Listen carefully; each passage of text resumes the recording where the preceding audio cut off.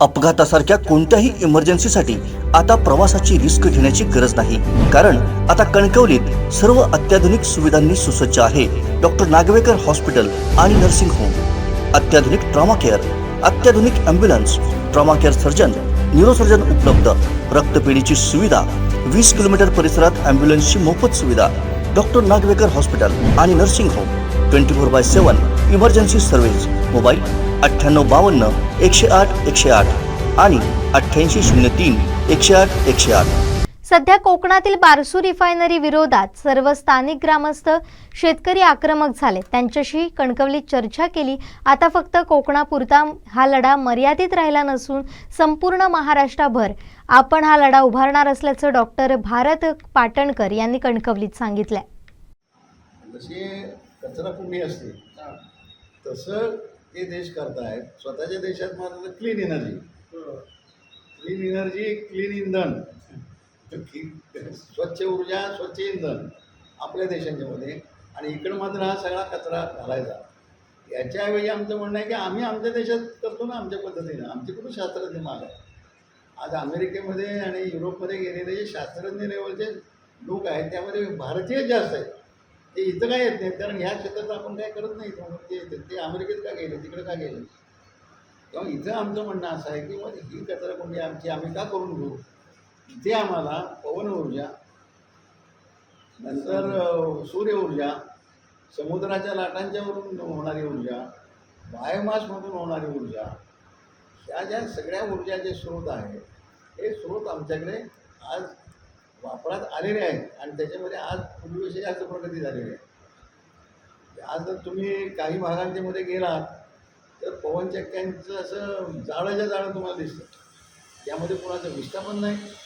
जमिनी जरी त्याला लागल्या तरी सुद्धा त्या जमिनींच्या मध्ये जमिनी शिल्लक राहतात। इतकंच नव्हे तर ती गावं जी आहेत त्या गावांना रॉयल्टी मिळते वारा वापरल्यावर, आणि ती लढाई आम्हीच केलेली आहे। वारा कंपन्यांच्या वापरता नाही, कंपन्या फक्त आमचा वारा वापरतात। तेव्हा ती जी काही वारा वापरला त्या पवनचक्क्या चालव किंवा न चालव 15,000 रुपये पर मेगावॅट गावाला दिले पाहिजे। ही उलट त्या गावांची समृद्धी वाढवायला मदत होते। कारण ही जी सगळी ऊर्जा स्रोत आणि इंधनाचे स्रोत आहेत हे प्रकल्प असावेत की नसावे हा प्रश्न। आणि जर नाणारला नको तर बारसूला नको तर मग आणखी कुठं पाहिजे का? तर असं आपल्याला म्हणता येणार नाही। हा प्रकल्प जर पर्यावरणाला हानिकारक असेल, हा प्रकल्प जर शेतीला हानिकारक असेल, हा प्रकल्प जर जैवविविधतेला, सह्याद्रीच्या जैवविविधतेला हानिकारक असेल आणि माणसांच्या आरोग्याला हानिकारक असेल तर तो कुठंच येता कामा नये महाराष्ट्रात। आणि त्याचा विचार करता याला पर्याय आहे की नाही याची सुद्धा चर्चा या बैठकीमध्ये झाली। आणि जसं गेल्या 15-1 वर्षापूर्वी एक आंदोलन रायगड जिल्ह्याच्या अलिबाग तालुक्यामध्ये झालं। त्या ठिकाणी 3000 मेगावॅटचे 2 प्रकल्प दगडी कोळशावर आधारित वीज निर्मितीचे योग घातले होते। एक अंबानीचं होतं, एक टाटा होतं। आणि त्याच्या विरोधामध्ये नुसता विरोध न करता तुम्हाला जर वीजच निर्माण करायची असेल आणि नोकऱ्याच निर्माण करायची असतील तर पुनर्निर्मितीक्षम अशा ऊर्जेची निर्मिती आम्ही कशी करू शकतो याचा पर्याय देऊन एक चळवळ उभी राहील। ती चळवळ सलगपणे जनतेनं 6-7 वर्ष चालवल्यानंतर पूर्णपणे टाटा आणि रिलायन्स या दोन्ही कंपन्यांना तिथून घालवलं गेलं। ती शेती ही पुन्हा जनतेच्या मालकीत झाली, उभे राहण्याची सुरुवात झाली। आणि याची ताकद कशात होती तर पर्याय देण्यामध्ये की तेवढीच वीज आम्ही याच कोकणातल्या पुनर्निर्मितीक्षम म्हणजे समुद्राच्या लाटा, सूर्यप्रकाश किंवा इथला बायोमास याच्या आधारावर आम्ही करू शकतो। याचं शास्त्रज्ञांना एकत्र आणून आम्ही गणितच मांडले, तो पर्याय शास्त्राला मांडलेला होता। ते पोटात गेले कुठे गेले तरीसुद्धा लोकांचं पेज झालं। तर इथे तोच मुद्दा आहे, वेळ आहे, इथे रिफायनरीज आहे। रिफायनरी सुद्धा पृथ्वीच्या पोटात मध्ये ते कच्चं तेल आहे. आता ह्याच्या आधी त्याला पर्याय नव्हते असं आपल्याला म्हणता येईल. पण आज जगामध्ये जे लोक या रिफायनरीज या गरीब भांडवली देशांच्या मध्ये त्यांच्या अमेरिका, फ्रान्स, जर्मनी, इंग्लंड यांच्यापेक्षा जे गरीब भांडवली देश आहे, इंधन निर्मिती का?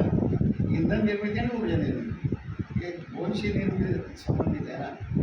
पेट्रोलियम प्रॉडक्ट आहे ते दोनशे संबंधित त्याच्यातून वीज निर्मिती होऊ शकते टर्बाईन जाऊन किंवा मग त्याच्यातून मोटारिंगना वगैरे रक्षणा वगैरे इंधनाला पर्याय इथेनॉल आहे आणि सोलर पण आहे आणि एनर्जीला पर्याय सोलर आहे, विंड आहे, आणखीन बायोमास आहे. आणि हे अगदी जगामध्ये प्रोवन टेक्नॉलॉजी आहे, सिद्ध झालेली आहे, फायद्यात जाणारी आहे, तोट्यात जाणारी काही नाही. आपल्या देशातली ती आहे, तेच वाढायला पाहिजे. दुसरं काय काही नवीन आम्ही काय म्हणतो ते मागं. आणि त्यामुळं कोकणाचीच काय कुठलीच दुरवस्था आणि लोकांचे आणि पृथ्वीला आधार लावणं हे आपण टाळू शकतो. त्यामुळं महाराष्ट्र सगळा उभा करण्याचा निर्णय आज घेण्यात आला. आणि महाराष्ट्राच्या जनतेने असं म्हटलं पाहिजे की बारसूरला हे तुम्ही काही करू नका. नाणारला आणायचं थांबवायचं, बारसूरला आणायचं, बारसूरला थांबवायचं, दुसरीकडे न्यायचं असंही करू नका, कुठेच करू नका. आम्ही महाराष्ट्र म्हणून उभा आहोत बारसूरच्या बाजूने. बारसूरच्या जनतेने जी भूमिका घेतलेली आहे ती भूमिका आम्ही मांडलो आहोत. तेव्हा त्याला पर्याय जो आहे त्याची चर्चा आमच्याशी करा, जनतेशी करा. आणि जर शास्त्रज्ञ तंत्रज्ञ हे कमी पडले या बाबतीत तर मग बघू पुढं काय करायचं. आत्ता काय आपल्याला गरज नाही ताबडतोब दिलं, आपलं काही इंधन आपण स्वावलंबी आहोत. तेव्हा महाराष्ट्र पातळीवरची एक बैठक की पुण्याला विदर्भ, मराठवाडा, खानदेश, कोकण तर नाही या विदर्भ, मराठवाडा, खानदेश, कोकण आणि पश्चिम महाराष्ट्र या सगळ्या भागातले कार्यकर्ते या जनचळवळी करणारे आहेत. त्यांना जनतेचं हित महत्त्वाचं आहे राजकारणापेक्षा. अशी जी चळवळीची माणसं आहेत, भरपूर चळवळी चालू आहे.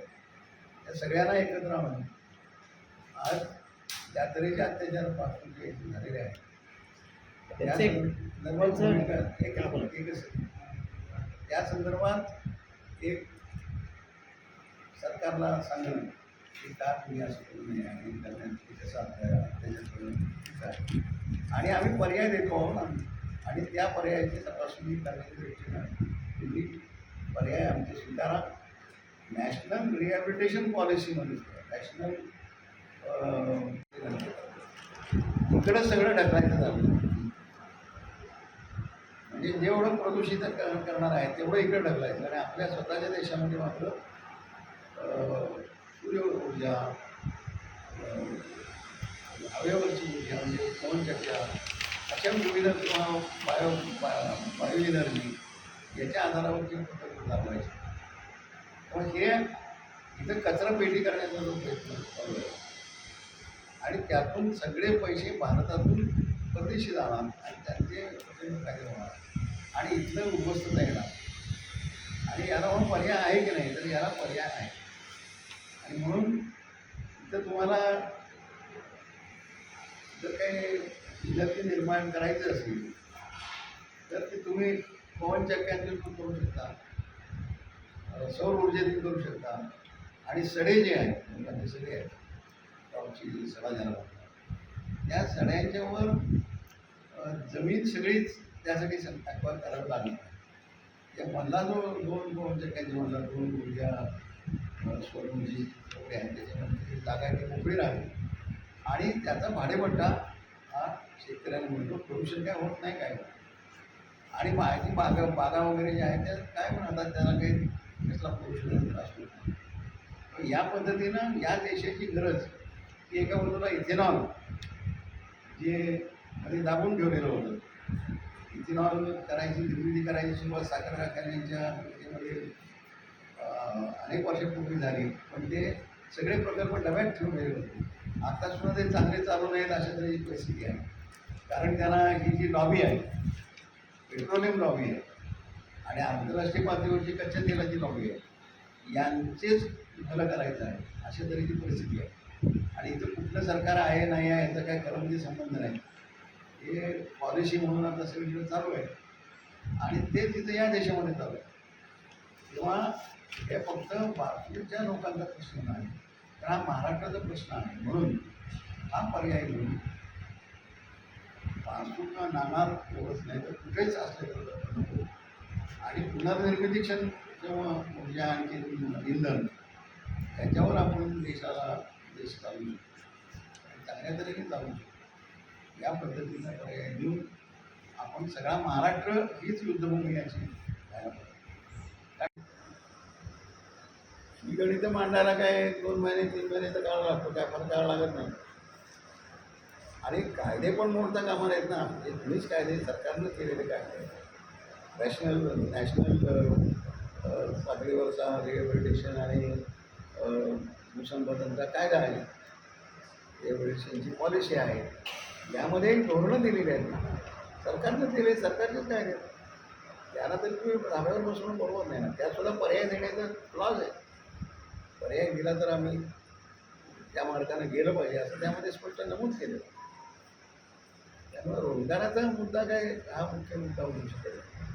आणि आता तर हे जगभर चाललेलं आहे. म्हणजे ते व्हिएतनाम असो, नाही तर भारत असो, नाही तर बांगलादेश असो, नाही तर श्रीलंका असो, या असल्या सगळ्या देशांच्यामध्ये आफ्रिकन कंट्री हे सगळं तिकडे ढकलायचं चाललेलं आहे. अमेरिका तिकडे ढकलते, देश तिकडे ढकलतात, युरोपातले देश तिकडे ढकलतात, सगळं तिकडे ढकलायचं चाललं आहे. या सगळ्या देशांमध्ये असले प्रकल्प चालू होते. आज सगळ्या रिफायनरी थर्ड वर्ल्ड कंट्रीजमध्ये का चाललेलं आहे? तिसरं जग ज्याला म्हटलं जातं, या देशांच्यामध्ये गरीब देशांच्यामध्ये का चाललं आहे सगळे ढकलायचं? आज या ऑइल कंट्रीज आहेत त्यासुद्धा त्यांच्याकडे का करत नाही? ते करू शकतात ना. मग ते आमच्याकडे ढकलायचं आणि इथून आम्ही त्यांना रिफाईन करून त्यांच्याकडे द्यायचं. हे ते का करताय? कारण त्यांच्याकडे त्यांना हानी नको आहे आणि तुम्ही हानी स्वीकारताय म्हणून तुमच्याकडे देत आहे. तेव्हा हे सिद्ध व्हायचं आहे. तुम्ही बसा ना टेबलला, रोजगार कुठून निर्माण होतोय, जास्त काय सिद्ध होईल ना. सगळे तज्ञ एकत्र येऊ देत. ज्या जनचळवळी आहे की ज्या निवडणुकीच्या राजकारणाच्या पलीकडे जाऊन काम करणारे आहेत आणि ज्यांनी काही कन्स्ट्रक्टिव्ह चळवळी केलेल्या आहेत आणि काही अभ्यासक आहेत, काही रिसर्च मध्ये काम करणारे लोक आहेत, यांची एक बैठक पुण्याला महाराष्ट्र पातळीवरची आम्ही घेणार आहोत आणि त्याचं सेंटर पॉईंट असणार आहे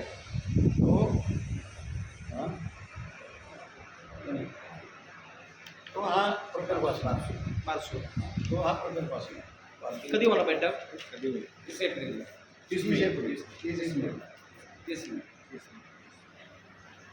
आणि ही जबाबदारी महाराष्ट्रातल्या जनतेची आहे, फक्त कोकणातल्या जनतेची नाही.